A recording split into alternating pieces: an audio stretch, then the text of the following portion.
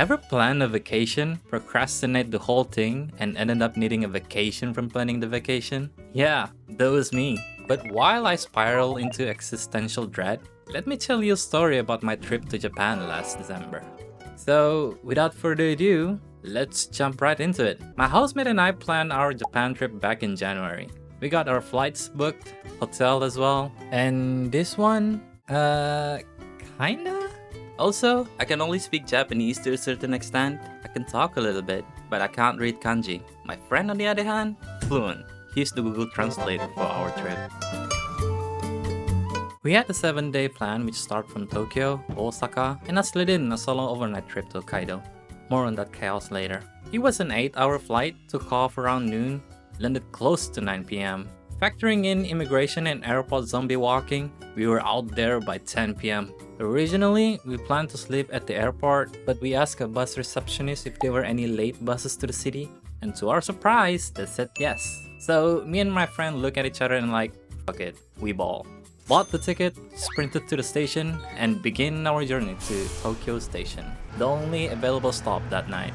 Remember I said we booked our hotel? Yeah, check-in wasn't until the next day. So while we were on the bus, I pulled out my phone and started panic search for a nearby hotel. Found one in Akihabara, fortunately, a 30-minute walk from Tokyo Station. I don't know whether this is a fun fact or not, but Tokyo trains stop running around 11 PM as far as I know, so we walk. And honestly, I was buzzing. First time in another country, especially Japan, a literal dream come true. I was snapping photos like a tourist on steroid while freezing my ears off. Cold winds in Japan. Feels like a mother nature slapping you with the ice glove. It hurts, but it was amazing. And you know what else is amazing? Subscribing to this channel. Convenience stores. You can find everything over there. Toothbrush, shampoo, hairspray, socks, t-shirt, single-use underwear. Yeah, you heard me right. We stopped at literally every convenience store on the way, not because we needed stuff, but because we needed an excuse to explore. Big waste of time, but it was worth it. When we got to the hotel, we hit our first obstacle. The front desk was empty. It's the middle of the night, so makes sense. But still, we stood there awkwardly for like 15 minutes. There was a sign in Japanese that said, "Call this number for assistance." So we called. And the phone rang, right in front of us.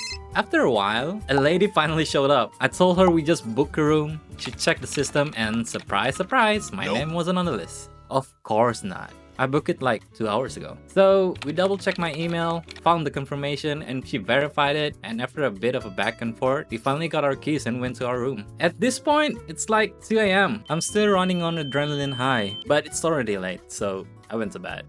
Psych! We went back outside and wandered around Akihabara until 4 AM. The next morning, I woke up before my alarm, for once in my life, stepped out onto the balcony to get some fresh air. Still couldn't believe I was in Japan, like the Japan. I've been dreaming for this for like 6 years, and now I'm here. Once my friend woke up, we packed our stuff and headed to the train station to get to our actual hotel. Let me tell you, Tokyo's train system, a literal maze. So many lines and so many transfer, but we figured it out anyways. Oh, I forgot to mention, we were broke, like broke. Barely managed to pull this trip off. So when we got to our new neighborhood called Minami Senju, the first thing I saw outside the station was a giant pachinko parlor, which is basically a Japan's version of a casino. It was calling me, literally whispering to my ear. But before I could even think about it, my friend grabbed me by my shoulder. He knew. I looked him dead in the eyes and said, "Don't worry, I'm not gonna do it." Psych! You think that's gonna? Nah, I didn't. I'm not that stupid.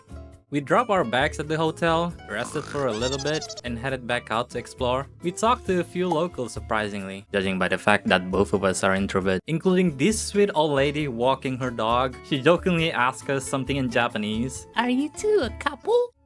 Okay. Anyway, we went back to Akihabara and saw something wild. A group of police trying to detain a woman. No idea what was happening, but she was yelling in Chinese. I thought about recording it, then thought, yeah, nope. Not a chance. After that, we went to Shibuya, took picture, filmed some clips at the famous Shibuya crossing. It was packed. We kind of just surfed through the crowd like NPCs because of how crowded it is. By this point, we had no real plan. Wandered around random alleys. We wanted to go to the famous Hachiko dog statue to take some picture, but there was a tsunami full of people. So we gave up on that. Eventually, it got late, so we went back to the hotel. end of day 2. Now here's where things get interesting. I went solo to Hokkaido. Why?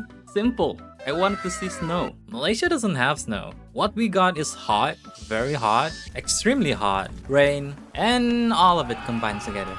My friend wanted to come along, but his budget said, nah, we good fam. So off I went, alone, on a little snowy adventure. When I landed in Hokkaido, specifically Sapporo, it was cold. I'm talking 1 degree Celsius, which is a 33 Fahrenheit for the Fahrenheit gang. And talking about snow, here's the picture. I mean, it still technically count. Checked into my Airbnb, greeted by the landlord who showed me around. We had a chill convo in Japanese. And thank God he didn't hit me with the classic Nihongo Jozu. After settling in, I went out to see some buildings. I was mainly waiting for nighttime because there was this winter illumination event that I read about. It was gorgeous, romantic, magical, and packed with couples. I'm not bitter, you are. So anyway, after wandering around in the freezing air, I mean it hit -2 degrees at one point, I went back to the Airbnb and someone knocked on my door. It was the landlord. He looked concerned. He said, "Hey, small problem? You booked this place for December 2025.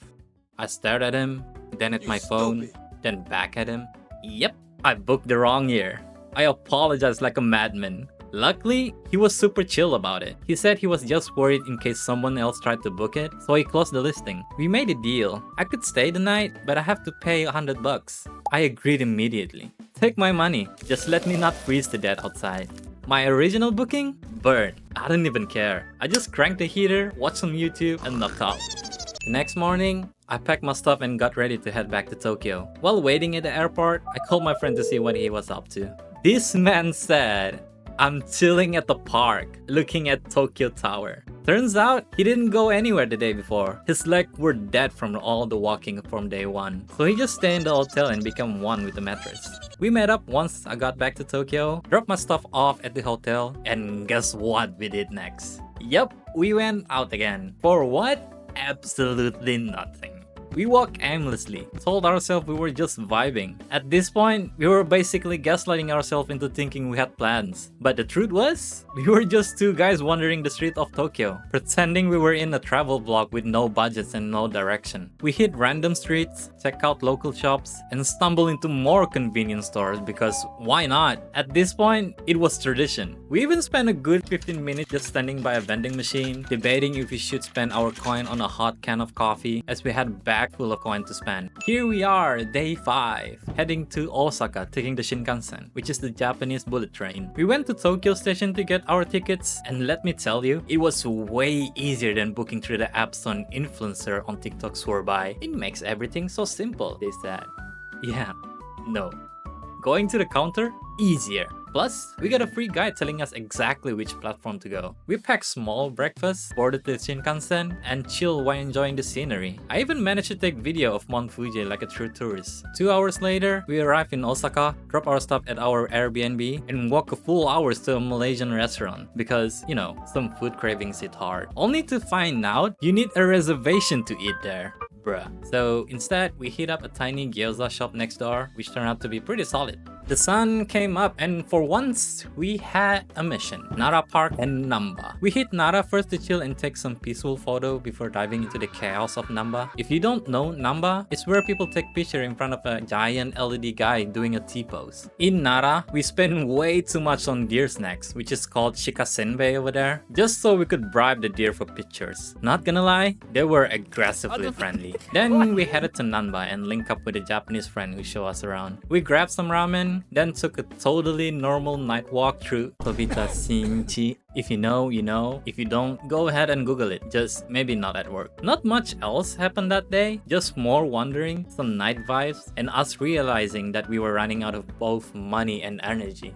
And then the next day, which is our last day, we woke up super late on day 7 because we walked until midnight the night before. So we explored Namba again, but this time we checked out some questionable shop, and no, we couldn't take picture or record anything. So just use your imagination, or don't. please don't. Then we went back to the T-Post guy and bought a 10 yen cheese coin that cost 500 yen. Inflation hits different in tourist areas, not gonna lie. I got some souvenirs for my family, but I didn't want to blow my budget because why does one fridge magnet cost 1500 yen? So I went to a 100 yen shop and stocked up. Call me cheap, I call it financial intelligence. We wandered around aimlessly one last time, took a photo of that giant Hitachi tower at Tsutenkaku, and then call it a night. So yeah, that's what we did on our 7-day trip to Japan. Was it productive? Not really. Did we plan it well?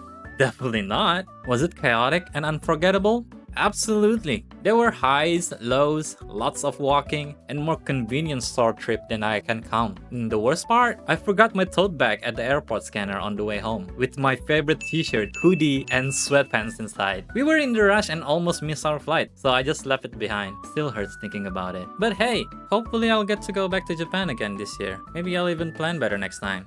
Or maybe not.